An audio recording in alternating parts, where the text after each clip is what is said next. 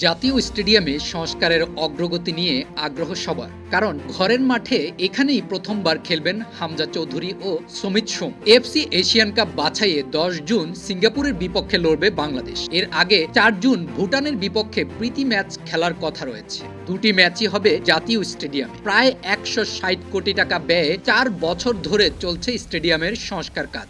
সবশেষ এখানে ফুটবল মাঠে গড়িয়েছে ২০২০ সালের নভেম্বরে। ভুটান ম্যাচ দিয়ে শেষ হতে যাচ্ছে ৫৫ মাসের বিরতি। তবে এখন পর্যন্ত কতটুকু প্রস্তুত জাতীয় স্টেডিয়াম?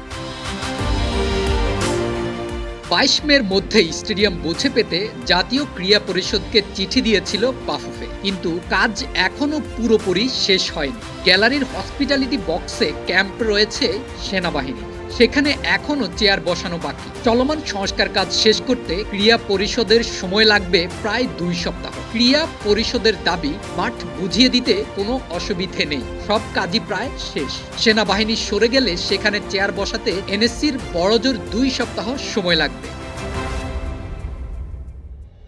বাফুফের স্টেডিয়াম বুঝে পেতে আরও কয়েকদিন লাগবে। সেনাবাহিনীর ক্যাম্প সরানোর বিষয়ে হয়েছে আন্তঃমন্ত্রণালয়ের বৈঠক। প্রাথমিক সিদ্ধান্ত, জাতীয় স্টেডিয়াম থেকে সরে গিয়ে মাওলানা ভাসানী হকি স্টেডিয়ামে ক্যাম্প করবে সেনাবাহিনী। অবকাঠামোগত কিছু কাজ বাকি থাকলেও এএফসির কাছে বাফুফেকে ২৩ মের মধ্যে স্টেডিয়াম সংস্কারের রিপোর্ট পাঠাতে হবে। বৃহস্পতিবার স্টেডিয়াম পরিদর্শন করার কথা রয়েছে এএফসির কর্মকর্তাদের।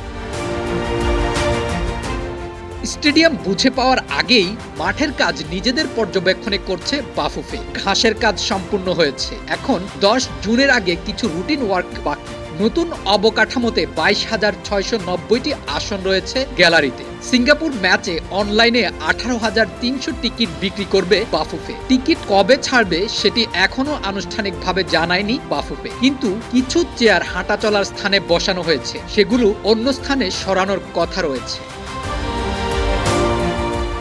গ্যালারিতে দর্শকদের জন্য নির্মাণ করা হয়েছে শৌচাগার। ওয়াশরুমের কিছু কাজও বাকি, সেটাও শিগগিরই শেষ করার কথা রয়েছে। সিঙ্গাপুর ম্যাচ ঘিরে বিস্তর আয়োজনের পরিকল্পনা বাফুফের। ম্যাচের ১ ঘন্টা আগে ১০ থেকে ১৫ মিনিটের একটি কনসার্টেরও পরিকল্পনা আছে বাফুফের। লেজার শো সহ আরও কিছু জমকালো আয়োজনের পরিকল্পনাও করছে বাফুফে, যেটি সমর্থকদের জন্য বাড়তি চমক। এএফসির অনুমতি পেলে ম্যাচের বিরতিতেও আয়োজন রাখতে চান বাফুফে, তবে সেটি ৫ মিনিটের বেশি নয়। ৩১ মে শুরু হওয়ার কথা জাতীয় দলের ক্যাম্প।